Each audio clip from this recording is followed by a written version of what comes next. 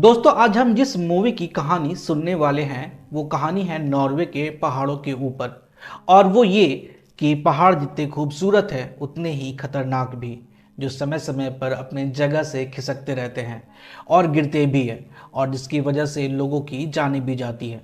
तो ऐसे ही एक छोटी सी वीडियो से ये कहानी शुरू होती है। सबसे पहले हम मिलते हैं क्रिस्टीन से। क्रिस्टीन को ऑयल इंडस्ट्री में नई नई जॉब लगी है और वो उसे नया घर भी दे रहे हैं। नए घर को देखने के बाद वो अपने घर जाता है जहां उसकी वाइफ घर का नल ठीक कर रही थी। उसका एक बड़ा बेटा और एक छोटी बेटी थी। चारों एक साथ बहुत खुश थे। वो सब खाना खाने बैठते हैं तो क्रिस्टीन अपने घर की नई खूबियां बताता है कि वहां सभी कुछ ऑटोमेटिक है, यहाँ तक कि गेट भी रिमोट कंट्रोल से बंद होता है। क्रिस्टीन की ये बातें सुनकर सभी लोग हंसने लगते हैं।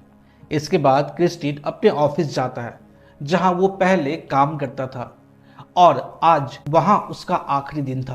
क्रिस्टीन का काम था पहाड़ों की देखरेख करना। पहले तो वहां जाकर वो ये देखता है कि सब कुछ ठीक है या नहीं। इसके बाद उसकी टीम उसके लिए एक केक काटती है।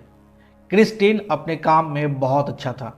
वो पहाड़ों से बहुत प्यार करता था, मगर फैमिली की सेफ्टी के लिए वो इस जॉब को छोड़कर कहीं और जा रहा था। वो ऑफिस में जब अपना सामान पैक कर रहा था तो उसे कुछ बीप की आवाज़ सुनाई देती है। वो दूसरे कमरे में जाता है जहां उसके दूसरे साथी मॉनिटर को देख रहे थे। उन्हें कुछ सिग्नल मिल रहा था। पहाड़ों के बीच जब दरार पड़ जाती है तो उनके बीच में मोटे मोटे पाइप्स लगाए जाते हैं और उनमें तारें बिछाई जाती है, और अगर पहाड़ों में कोई भी मूवमेंट होता है तो ये इंडिकेट करता है। और उन्हें यह पता चल रहा था कि 4 और 5 नंबर पाइप में कुछ प्रॉब्लम है, शायद वहाँ ग्राउंड वाटर भर गया है। क्रिस्टिन का दोस्त उसे कहता है कि तुम अपना पैकिंग करो, ये सब हम देख लेंगे। इसके बाद वो घर चला जाता है। वहाँ भी सभी लोग पैकिंग में बिजी थे, पर क्रिस्टिन बार बार उस इंडिकेशन को देख रहा था कि आखिर प्रॉब्लम क्या है। फिर जब सारी पैकिंग हो जाती है तो वो जाने लगते हैं। क्रिस्टिन की वाइफ आज वही रुकने वाली थी अकेले उस घर में, क्योंकि उसे होटल में कुछ काम था। उसके पड़ोसी उससे मिलने आते हैं, उन्हें बाई बोलते हैं। क्रिस्टिन अपने बच्चों को लेकर वहां से निकल जाता है, पर उसका दिमाग शांत नहीं था। वो इन पहाड़ों के बिना नहीं रह सकता था। गाड़ी में थोड़ी दूर आगे जाने के बाद वो एक जगह पर रुक जाता है। उसकी नज़र रोड के किनारे एक चट्टान पर जाती है जिसके अंदर से पानी रिस रिस कर बाहर आ रहा था। ये देखकर वो कुछ सोचता है और फिर तुरंत वहां से गाड़ी घुमाकर अपने ऑफिस चला जाता है। क्रिस्टिन अपने बच्चों को कहता है कि तुम लोग यहीं इंतज़ार करो, यानी ऑफिस के बाहर, मैं तुरंत आता हूँ। इसके बाद वो ऑफिस में चला जाता है, सभी लोगों को इकट्ठा करता है और उन्हें बताता है कि ग्राउंड वाटर पहाड़ों के नीचे से गायब नहीं होता, बल्कि वो पहाड़ों में अलग अलग लेयर्स में चला जाता है, और जिसकी वजह से चट्टानें अपनी जगह से खिसकने लगती है। हो सकता है कि पहाड़ अचानक गिर जाए और हमें संभलने का मौका भी ना मिले, और इसलिए हमें जाकर देखना होगा कि वहाँ क्या हो रहा है। इसके बाद क्रिस्टिन और जैकब हेलीकॉप्टर से पहाड़ के ऊपर बने कंट्रोल रूम में जाते हैं। पहले वो अपना सूट पहनते हैं और पहाड़ों में जाकर जहां होल्स बने हुए हैं वहां पर जाते हैं और ऊपर से नीचे की तरफ उतरते हैं, जहां वो जाकर देखते हैं कि जो तारें उन्होंने बिछा रखी है वो तारें कट गई है। ये देखकर क्रिस्टिन को एहसास होता है कि ये बात बहुत ही सीरियस है। वो वापस जाकर अपने लोगों से बात करता है, पर सभी को लगता है कि क्रिस्टिन बेवजह का फिक्र कर रहा है। सभी कहते हैं कि हम सभी को वार्निंग दे देते हैं और पहाड़ों के मूवमेंट पर हमारा पूरा पूरा ध्यान रहेगा, पर क्रिस्टिन के लिए इतना काफ़ी नहीं था। पर अब वो वहाँ काम नहीं करता था।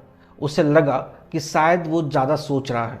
इसके बाद वो वहाँ से निकल जाता है और जाकर गाड़ी में देखता है तो उसके बच्चे वहाँ नहीं हैं, क्योंकि वो अपने बच्चों को वहाँ बैठाकर काफ़ी देर के बाद वहाँ वापस आता है। उसके बाद वो होटल जाता है। होटल में क्रिस्टिन की वाइफ आइडुन, जिसका नाम है आइडुन, वो वहाँ काम करती थी। तो बच्चे अपनी माँ के पास आ जाते हैं। फिर क्रिस्टिन जब होटल आता है तो उसकी वाइफ उसे बहुत डांटती है कि तुम बच्चों को छोड़ करके कैसे जा सकते हो। आइडुन ये जानती थी कि क्रिस्टन पहाड़ों से बहुत प्यार करता है, पर वो कहती है कि तुमने अब वो जॉब छोड़ दी है, इसलिए अब ज़्यादा परेशान मत हो। उसने माना कि ये उसकी गलती थी, उसे बच्चों को वहाँ पर नहीं छोड़ना चाहिए था। इसके बाद क्रिस्टिन ने बच्चों को सॉरी बोला। आइडुन ने दोनों बच्चों को आज की रात होटल में रुकने के लिए बोला। उनका जो बड़ा बेटा था वो तैयार हो गया होटल में रुकने के लिए, पर क्रिस्टिन की छोटी बेटी ने कहा कि वो अपने घर में सोना चाहती है आज की रात और अपने घर को आखिरी बार बाय कहना चाहती है। तब क्रिस्टिन ने कहा कि ठीक है, हम आज की रात अपने घर पर रहेंगे। क्रिस्टिन अपनी छोटी बेटी को लेकर के अपने घर आ जाता है और उनका बड़ा बेटा अपनी माँ के पास होटल में रुक जाता है। अपने पापा के साथ अपने घर पर आ जाने के बाद उनकी बेटी सो जाती है। इधर उनके लोग यानी क्रिस्टिन के साथ जो उनके ऑफिस में काम करते थे वो लोग ऑफिस में हैं और वहाँ सभी कुछ अभी ठीक था कि अचानक उसके ऑफिस में जो मॉनिटर लगा था उसमें कुछ रीडिंग आने लगती है। ये घबराकर अरविंद को कॉल करते हैं जो उस वक्त सो रहा था। उसे लगा कि थोड़ा ये सीरियस मामला है। वो अपने एक आदमी को लेकर हाइक के लिए चल देता है, क्योंकि जो रीडिंग आ रही थी वो पहाड़ के अंदर जाकर देखना चाहते थे कि क्या यहाँ पर सभी कुछ ठीक है या फिर कुछ गड़बड़ है। फिर दोनों धीरे धीरे अंदर जाते हैं। तभी क्रिस्टिन ऑफिस में कॉल करता है। जब वो घर पर था उसे कुछ एहसास होता है। उसने पूछा कि क्या ऑफिस में सभी कुछ ठीक है। तब मार्गेट ने बताया कि यहाँ पर जो रीडिंग आ रही है उसको देखने से ऐसा लग रहा है कि चट्टानें फैल रही है। उसने ये भी बताया कि अरविंद देखने के लिए पहाड़ के अंदर गया है। पहाड़ के अंदर मतलब ये पहाड़ बीच में से अलग हो गए हैं। अरविंद नीचे जाकर चेक करता है तो वो बताता है कि पहाड़ एक्सपेंड हो रही है यानी फैल रही है। क्रिस्टिन ये सुन करके एक बुक खोजता है और उन बुक्स में देखता है कि ये क्या है। वो तुरंत अपने ऑफिस में वापस कॉल करता है और अरविंद को लाइन पर लेता है। अरविंद यानी उस समय जो पहाड़ के अंदर था और चेक कर रहा था, और उससे बताता है कि अरविंद ये पहाड़ फैल नहीं रहा है बल्कि ये पहाड़ सिकुड़ रहा है। तुम दोनों जितनी जल्दी हो सके वहाँ से निकल जाओ। अरविंद को भी उसकी बात सच लगी। वो कहता है ठीक है कि तभी ऊपर से पत्थर गिरने लगते हैं और जैकब का पैर फंस जाता है। जैकब यानी उस वक्त अरविंद के साथ जो पहाड़ के अंदर था। अरविंद कहता है कि मैं तुम्हें निकाल लूँगा। पत्थर बहुत ज़्यादा गिरने लगते हैं और ये दोनों अंदर थे। जैकब कहता है कि आप मुझे छोड़िए, आप यहाँ से बाहर निकलिए। पर जब पहाड़ बहुत तेज़ी से सिकुड़ने लगते हैं और ऊपर से और भी ज़्यादा पत्थर गिरने लगते हैं, अरविंद और क्रिस्टिन यानी अरविंद वो जो पहाड़ के अंदर है और क्रिस्टिन जो अपने घर से कॉल पर है, वो दोनों मार्गेट को बोलता है कि अलार्म बजाने के लिए। ये अलार्म पहाड़ के बाहर हर शहर में लगे होते हैं। इसके बजने का मतलब होता है लोगों को अलर्ट करना कि वो जल्दी से जल्दी किसी सेफ जगह पर चले जाए पहाड़ों से दूर। मार्गेट अलार्म बजा देती है। ये अलार्म आइडुन भी सुनती है। आइडुन यानी क्रिस्टिन की वाइफ। पहले तो वो हैरान थी कि अलार्म अचानक से क्यों बजा, पर फिर वो अपने कलीग को कहती है कि हमारे पास बस 10 मिनट है, सभी गेस्ट को होटल से बाहर निकालो। इधर पहाड़ों में फंसे जैकब और अरविंद में से अरविंद की मौत हो जाती है। इधर क्रिस्टिन अपनी बेटी के साथ था। उसकी बेटी उठ जाती है और डर जाती है और कहती कि पापा ये क्या हो रहा है। ये कहता है कि कुछ नहीं बेटा, सब कुछ ठीक हो जाएगा। वो बहुत डर गई थी। इधर आइडुन होटल के एक एक गेस्ट को अलर्ट करती है, उन्हें कमरे से बाहर निकालती है और इन्फॉर्म करती है। इसके बाद वो क्रिस्टिन को कॉल करती है। क्रिस्टिन कहता है कि जूलिया यानी उसकी बेटी और मैं तुम्हारे पास आ रहा हूँ, पर आइडुन उन दोनों को मना करती है और कहती है कि नहीं, सबसे पहले तुम दोनों किसी सेफ जगह पर पहुंच जाओ, क्योंकि पहाड़ अगर टूटकर नदी में गिरते हैं तो नदी का सारा पानी शहर में आ जाएगा और वैसा ही होने वाला था। पूरा शहर खत्म हो सकता था। इसलिए वो अपनी वाइफ और बेटे से मिलना चाहता था, पर वो कहती है कि नहीं, हम किसी सेफ जगह पर चले जाएंगे, पर वो उन्हें मिलने के लिए मना करती है। दोनों गाड़ी में थे। उन्हें किसी ऊंचाई वाली जगह पर जाना था जहां पानी वहां तक ना पहुंच सके। आइडुन सभी लोगों को रिसेप्शन में इकट्ठा करती है और बस वाले को समझाती है कि यहाँ बहुत बड़ी सुनामी आने वाली है और जितनी जल्दी हो सके सभी को किसी ऊंचाई वाली जगह पर लेके जाना है। आइडुन जब सबको समझा रही थी तो वो ध्यान देती है कि उसका बेटा वहां पर नहीं है। अब वो थोड़ी सी परेशान हो जाती है। सारे लोग बस में चढ़ जाते हैं लेकिन आइडुन नहीं चढ़ती है। वो कहती है कि मैं अपने बेटे को लिए बिना नहीं आऊंगी। आइडुन के पीछे एक और कपल आ जाता है, एक लेडी और उसके साथ उसका हस्बैंड। वो भी उसके साथ उसके बेटे को खोजने के लिए होटल के अंदर आ जाते हैं और बस में बाकी जितने भी लोग बैठे थे वो वहां से आगे की तरफ निकल जाते हैं। आइडुन सबसे पहले रूम में जाकर देखती है तो उसका बेटा वहां पर नहीं था। इधर क्रिस्टियन कार में था पर रोड में गाड़ियों का जाम लग गया था। वो समझ गया कि अगर हम गाड़ी से जाएंगे तो नहीं जा पाएंगे। वो अपनी बेटी को बाहर निकालता है और ऊपर की तरफ भागता है। साथ में वो सभी लोगों को गाड़ी छोड़कर भागने के लिए बोलता है। सभी भागने लगते हैं। तभी वो देखता है कि एक लड़की दो कारों के बीच फंस गई है। क्रिस्टियन उसे देखता है और ये भी कि पानी का बहाव अब उनकी तरफ आ रहा है। तब उसने अपनी बेटी को अपने पड़ोसी के हवाले करके कहा कि आप इसे अपने साथ ऊपर लेके जाओ, मैं आ रहा हूँ। वो लड़की की मदद करने के लिए चला जाता है। वो कार से उस लड़की को निकाल तो लेता है लेकिन वो लड़की के साथ वहां से भाग नहीं पाता क्योंकि उसके पैर में चोट लग गई थी और उसके पास टाइम बिल्कुल भी नहीं था। क्रिस्टिन कार के अंदर बैठ जाता है, सीट बेल्ट बांध लेता है। वो दोनों एक दूसरे का हाथ पकड़ लेते हैं। बस कुछ ही सेकंड में पानी का बहुत तेज बहाव वहां आ जाता है और सभी कुछ पानी में डूब जाता है। पानी का बहाव इतना ज्यादा था कि पानी तुरंत कार के अंदर चला जाता है। दोनों छटपटाने लगते हैं। पानी बहुत देर तक था। वो लड़की पानी में अपना दम तोड़ देती है पर क्रिस्टिन किसी तरह से बच जाता है। फिर पानी जब कम होता है तो वो कार से बाहर निकलता है। इधर होटल में आइडुन का बेटा मिल तो जाता है पर पानी का बहाव अब होटल की तरफ आ रहा था जिसे देखकर सभी डर जाते हैं। आइडुन के साथ जो लेडी थी वो पानी को देखकर वहीं रुक जाती है। आइडुन उसे खींच करके अंदर लेके जाती है पर तब तक पानी होटल में घुस चुका था। सभी लोग पानी में डूब जाते हैं। ये बहुत ही भयंकर मंजर था। जो लेडी आइडुन के साथ थी वो पानी में बह जाती है।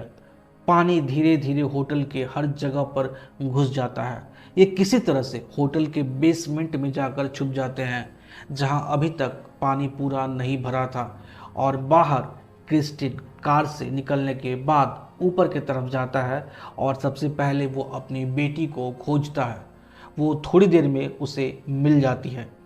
फिर उसकी बेटी अपनी माँ के बारे में पूछती है तो क्रिस्टिन अपनी वाइफ को कॉल लगाता है पर उसका फ़ोन नहीं लगता। वो परेशान होता है कि वो कहाँ होगी।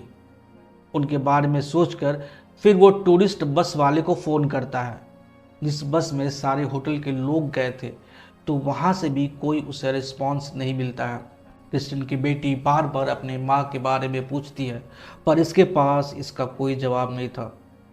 इधर आइडुन बेसमेंट में अपने बेटे और एक गेस्ट के साथ फंसी हुई है।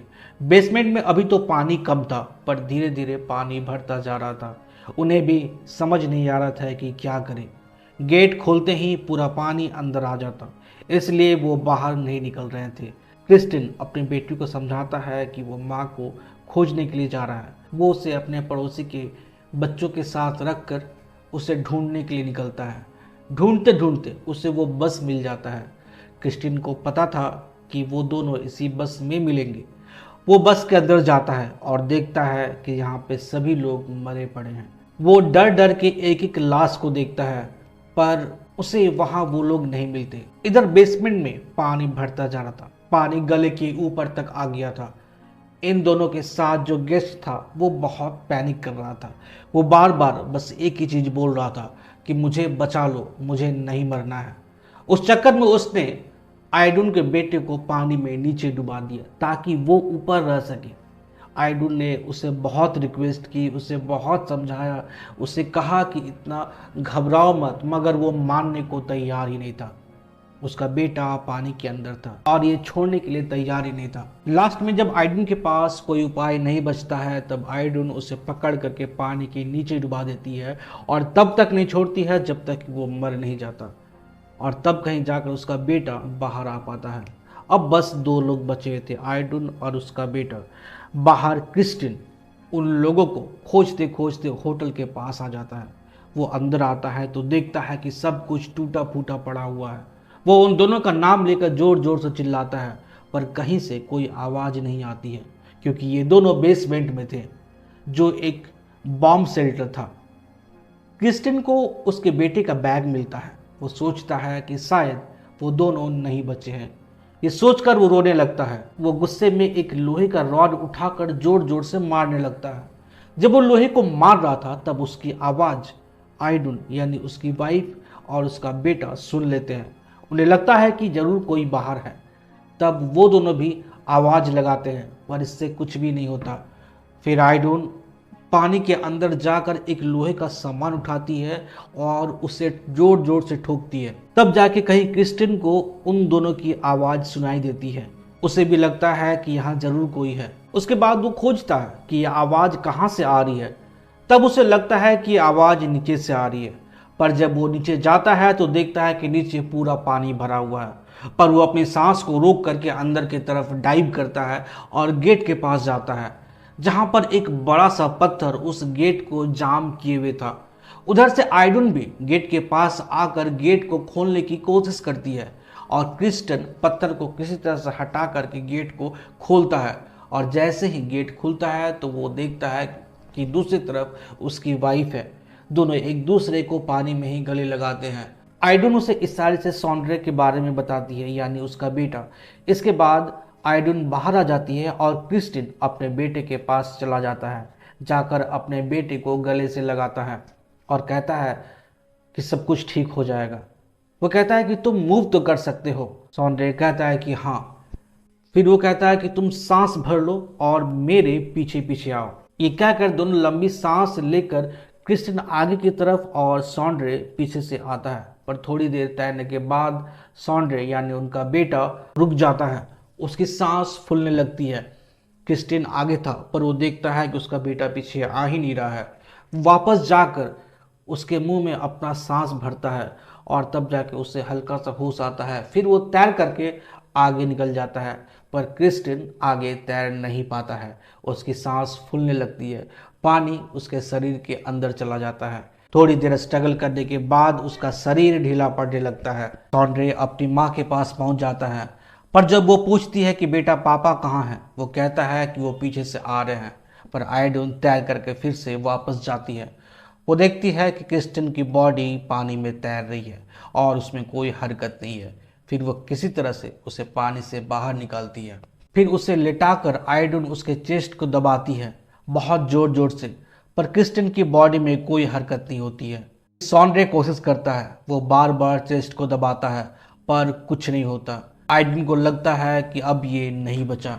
आइडन बहुत कोशिश कर रही थी, पर उसकी कोशिश कामयाब नहीं हो पा रही थी। पर आखिरकार उसने हार मान ली और क्रिस्टिन की आंखों को बंद कर दिया। पर सॉन्ड्रे ये मानने को तैयार नहीं था कि उसके डैड अब नहीं रहे। वो फिर से कोशिश करता है, उसके मुंह में अपनी सांस भरता है और जोर जोर से चेस्ट को दबाता है और कहता है कि पापा प्लीज़ उठिए। और तभी अचानक क्रिस्टिन के मुंह से पानी बाहर आता है और उसे होश आ जाता है। फिर तीनों एक दूसरे को गले लगाते हैं।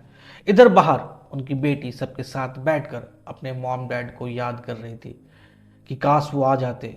तभी वो देखती है कि हवा में एक हेलीकॉप्टर उनकी तरफ आता है।